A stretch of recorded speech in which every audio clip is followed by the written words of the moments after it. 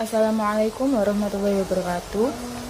Perkenalkan, kami dari kelompok 1 ingin mempresentasikan hasil diskusi kami tentang media pembelajaran SD. Sebelum itu, perkenalkan, saya Alia Khairunisa sebagai moderator dan penyaji pertama. Yang kedua yaitu ada Aulia Safira sebagai penyaji kedua. Dan yang ketiga yaitu ada Bekiatus Solihah sebagai penyaji ketiga. Sebelum itu, agar presentasi hari ini berjalan dengan lancar, ada baiknya kita membaca basmalah terlebih dahulu. Mari kita membaca basmalah bersama-sama. Bismillahirrahmanirrahim. Baik, selanjutnya materi pertama akan disampaikan oleh saya sendiri. Materi pertama yaitu berisi definisi media dan definisi media pembelajaran. Definisi media. Yang pertama yaitu definisi media. Media berasal dari bahasa Latin yaitu medium, yang berarti perantara atau pengantar. Media merupakan saran penyalur pesan atau informasi belajar yang hendak disampaikan oleh sumber pesan kepada penerima pesan tersebut. Penggunaan media ini sering kita jumpai di lingkungan sekitar, salah satunya yaitu di sekolah. Penggunaan media di sekolah ternyata mampu membantu dalam proses belajar mengajar di kelas, terutama dalam peningkatan prestasi siswa. Selanjutnya yaitu definisi media pembelajaran SD. Media pembelajaran merupakan alat bantu proses belajar mengajar yang digunakan untuk merangsang pikiran, perasaan, perhatian, dan kemampuan atau keterampilan sehingga dapat mendorong terjadinya proses belajar. Batasan ini cukup luas dan mendalam, mencakup pengertian sumber, lingkungan, manusia, dan metode yang dimanfaatkan untuk tujuan pembelajaran. Sedangkan menurut Briggs, media pembelajaran adalah saran fisik untuk menyampaikan suatu materi pembelajaran, seperti buku, film, video, dan lain sebagainya.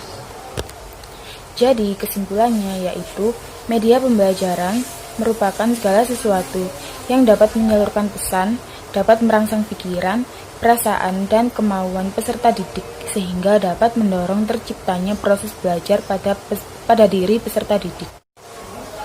Selanjutnya yaitu ada jenis media pembelajaran. Di sini jenis media pembelajaran terdapat 5 jenis, yaitu yang pertama adalah media visual.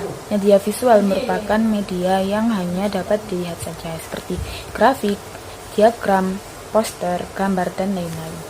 Yang kedua yaitu ada media audio.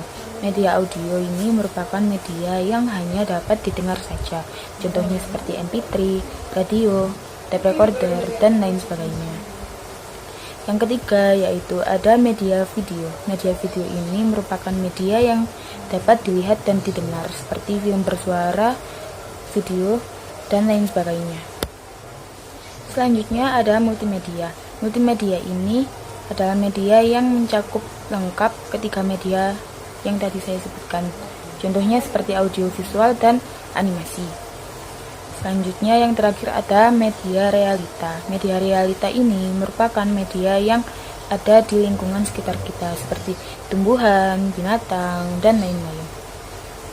Media pembelajaran ini juga memiliki beberapa tujuan, yaitu seperti mempermudah proses belajar mengajar, meningkatkan efisiensi belajar mengajar, menjaga relevansi dengan tujuan belajar, dan membantu konsentrasi siswa dalam proses belajar.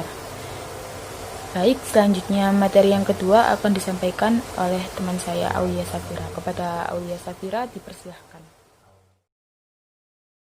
Assalamualaikum warahmatullahi wabarakatuh. Perkenalkan, nama saya Aulia Safira. Di sini saya sebagai penyaji kedua akan menjelaskan macam-macam ciri-ciri media pembelajaran. Menurut Gerlich and Ellie tahun 1971, ciri-ciri media pembelajaran dibagi menjadi 3. Yang pertama ada ciri fiksatif, yang kedua ada ciri manipulatif, dan ketiga ada ciri distributif. Yang pertama, di sini saya akan menjelaskan ciri fiksatif. Ciri ini menggambarkan kemampuan media seperti merekam, menyimpan, melestarikan, dan merekonstruksi suatu peristiwa atau objek. Suatu peristiwa atau objek dapat diurut dan disusun kembali dengan media seperti fotografi, videotape, audio tape, disket komputer, compact disc, dan film. Suatu objek yang telah diambil gambarnya atau direkam dengan video kamera dapat mudah dan dapat direproduksi dengan mudah kapan saja diperlukan. Dengan fiksatif ini, media memungkinkan suatu rekaman, kejadian atau objek yang terjadi pada suatu tertentu dapat ditransportasikan kembali tanpa mengenal waktu. Kemudian yang kedua, ada ciri manipulatif. Ciri manipulatif ini adalah transformasi suatu kejadian atau objek dimungkinkan karena media memiliki ciri manipulatif. Kejadian yang memakan waktu berhari-hari dengan ciri manipulatif ini dapat disajikan kepada siswa dalam waktu 2 atau 3 menit. Misalnya, bagaimana proses larva menjadi kepompong, kemudian menjadi kupu-kupu, dapat dipercepat dengan teknik rekaman fotografi tersebut. Di samping dipercepat, bisa juga diperlambat pada saat menayangkan kembali hasil suatu rekaman video. Misalnya, contohnya kejadian tsunami atau reaksi kimia dapat diamati melalui kemampuan manipulatif ini. Kemudian yang ketiga ada ciri distributif. Ciri distributif dari media memungkinkan suatu objek atau kejadian dapat ditransportasikan melalui ruang dan secara bersamaan kejadian tersebut dapat disajikan kepada sejumlah besar siswa dengan stimulus dan pengalaman yang relatif sama mengenai kejadian itu. Distribusi media tidak hanya terbatas pada sekolah-sekolah dalam wilayah tertentu saja, tetapi juga media itu, misalnya rekaman video, disket komputer, dapat disebar ke seluruh penjuru tempat yang diinginkan kapan saja dan di mana saja. Sekian dari penjelasan dari saya dan dapat dilanjutkan ke penyaji ketiga. Assalamualaikum warahmatullahi wabarakatuh. Saya Bekiatu Soleha, nomor NIM 77. Di sini saya akan menjelaskan mengenai perbedaan media pembelajaran, sumber belajar, alat peraga, dan sarana prasarana belajar. Baik, perlu diketahui bahwa media pembelajaran, sumber belajar, alat peraga, sarana prasarana belajar itu berbeda. Jadi, kita sebagai guru perlu mengetahui perbedaan-perbedaan dari hal-hal tersebut.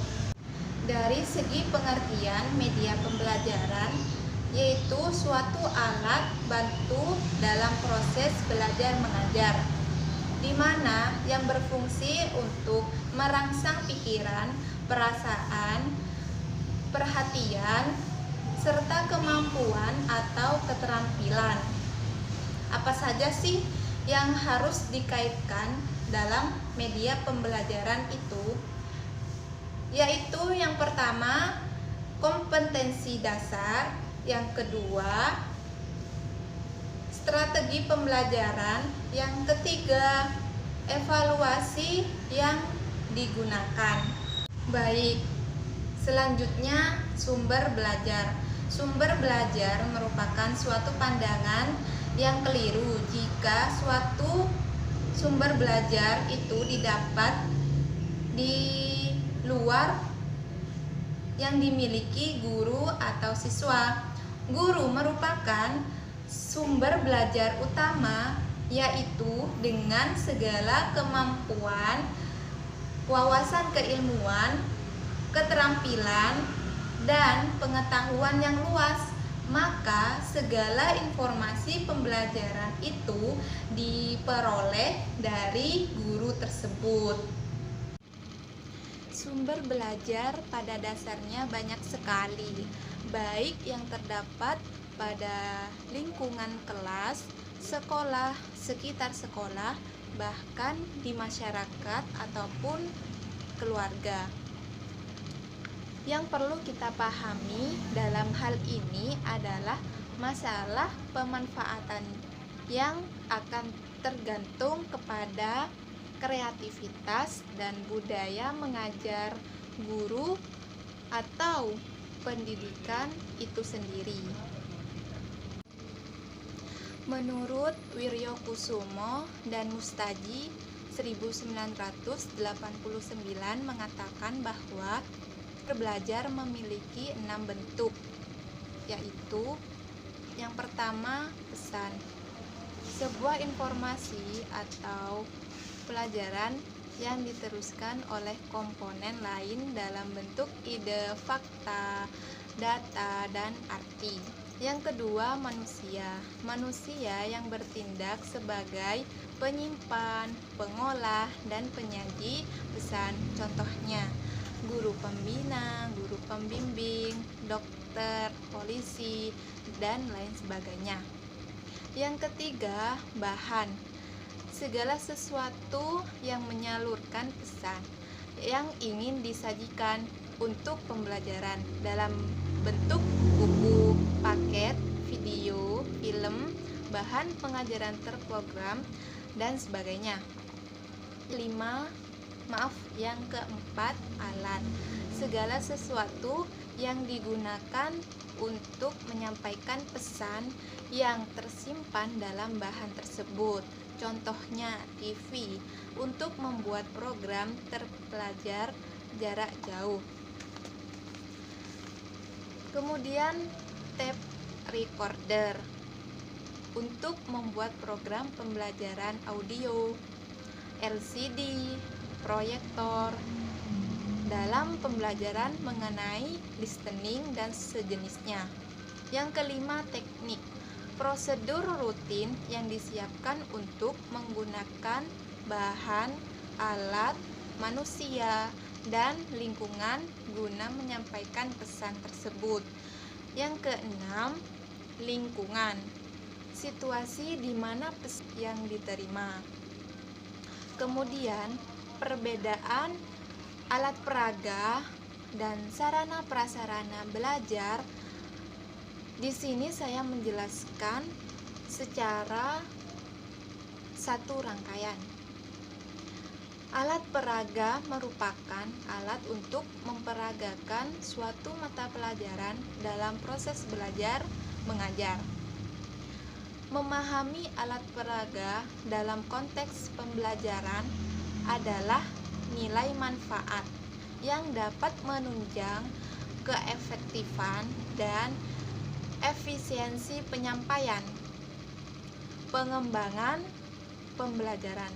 Istilah lain dari alat peraga ini sering disebut sebagai sarana pembelajaran. Sebagai sarana belajar. Seperti ilustrasi berikut ini. Pak Reno akan mengajarkan bagaimana gambar dalam televisi bisa terlihat di layar. Maka Pak Reno membawa televisi tersebut ke kelas. Kemudian Pak Reno membuka di depan kelas. Lalu Pak Reno menjelaskan satu persatu komponen fungsi dari masing-masing tersebut, sehingga siswa memahami gambar terlihat pada layar televisi. Dalam hal ini, kedudukan televisi sebagai alat peraga dan bukan sebagai media. Sekian dari saya, kurang lebihnya mohon maaf. Wabillahi taufiq wal hidayah. Wassalamualaikum warahmatullahi wabarakatuh.